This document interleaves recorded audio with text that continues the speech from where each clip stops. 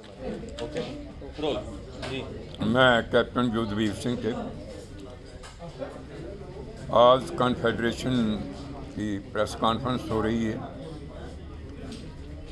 हमारा सबसे जो मेन मुद्दा था वो यही था कि डीपीज़ का कंप्लीट कॉम्प्रहेंसिव जो है सेटलमेंट होना चाहिए, क्योंकि 70 साल हो गए गवर्नमेंट आनाकानियाँ करती रही, लोगों का वोट खींचती रहीं, हुकूमतें बनाती रहीं, अपने कारोबार को सीधा किया, लेकिन आज पीओजे के डीपी जो है वो परेशान है, क्योंकि किसी ने भी इतना इनिशिएटिव नहीं लिया कि डीपीज़ का भी कुछ भला हो। इसलिए ये कॉन्फेडरेशन बनी और उसमें हम नुमाइंदे आए और हमें पहले भी बड़ी उम्मीद थी कि हमारे प्रधानमंत्री जी हमारा डीपीज़ का, पीओजे के रिफ्यूज़ का कोई हल करेंगे। बड़ी उम्मीदें लेकर हम बैठे थे, लेकिन आस्ता आस्ता आस्ता टाइम निकलता गया, जिससे ये हुआ कि हमारी उम्मीदों के ऊपर पानी फिर गया। अभी सबसे पहले जो असम्बली की सीट बात की है हमारे कन्वीनर साहब ने कि सेशन चल रहा है लोकसभा का और हमें एक किस्म का ठगा जा रहा है। क्यों?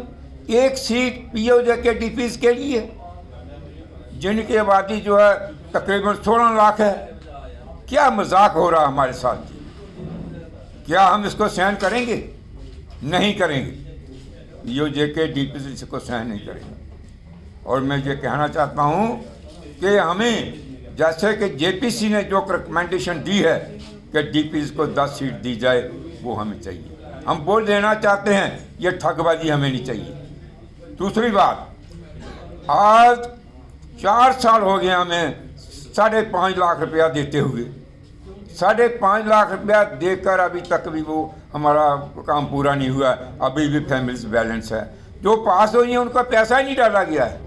क्या हमारे सेंट्रल गवर्नमेंट में जो कारिंदे हैं, काम करने वाले हैं, वो क्या कर रहे हैं? वो क्यों आज तक उनका पैसा नहीं आया जो फाइलें पास हो चुकी हैं?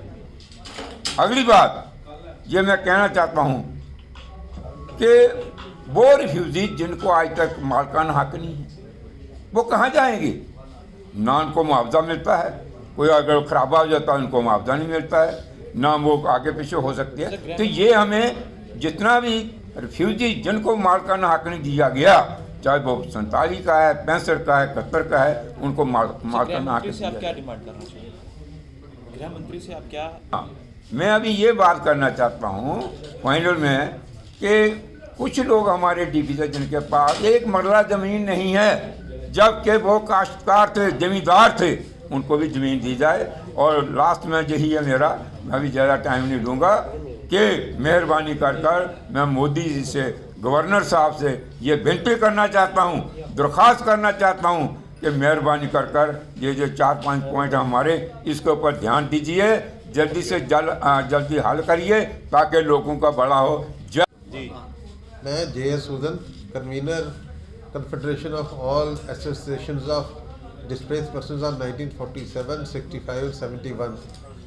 आज हमने ये प्रेस कॉन्फ्रेंस बुलाई है इमरजेंसी में, क्योंकि कल से पार्लियामेंट सेशन बैठा हुआ है, स्टार्ट हुआ है। उसमें एक मेजर बिल है JNK का, यूनियन यूटी JNK का, जिसे कॉन्स्टिट्यूशनल असेंबली करना है, असेंबली सीट जो कि असेंबली कॉन्स्टिट्यूट करनी है उन्होंने, उसके लिए वो बिल है। उसमें उन्होंने प्रोविजन रखा हुआ है 2 सीटें कश्मीरी माइग्रेंट को देनी है बाई नॉमिनेशन और 1 सीट डिस्प्लेस्ड पर्सन ऑफ 47 को देनी है। इनजस्टिस ये है, यानी कि मजाक ये है कि 1.5 लाख माइग्रेंट जो हैं उनकी सीटें तो रिजर्व हैं, उनकी कॉन्स्टिट्यूंसी पूरे हैं, वो उस पर वोट डालते हैं, दिल्ली में है या बेंगलोर में वोट डालते हैं, लेकिन उनके लिए 2 सीटें नॉमिनेशन से अलग से दे रहे हैं। हमारे जो लोग हैं जो कि 47 से आए हुए हैं वहाँ पर और 65-71 से पीओजे से आए हैं, उनके लिए 25 सीटें वहाँ रिजर्व थी। हमें आज तक 1 सीट भी नहीं दी है और आज 16 लाख पॉपुलेशन के अगेंस्ट हमें 1 सीट दे रहे हैं। ये हमारे साथ बहुत नाइंसाफ़ी है। हम वाकई जैसे कैप्टन साहब ने कहा, हम ये बर्दाश्त नहीं करेंगे। ये इस देश में कानून है, जस्टिस है, हमें जस्टिस मिलना चाहिए और हमें उम्मीद है कि अब आज की पार्लियामेंट जो है वो इस पर इंसाफ करेगी।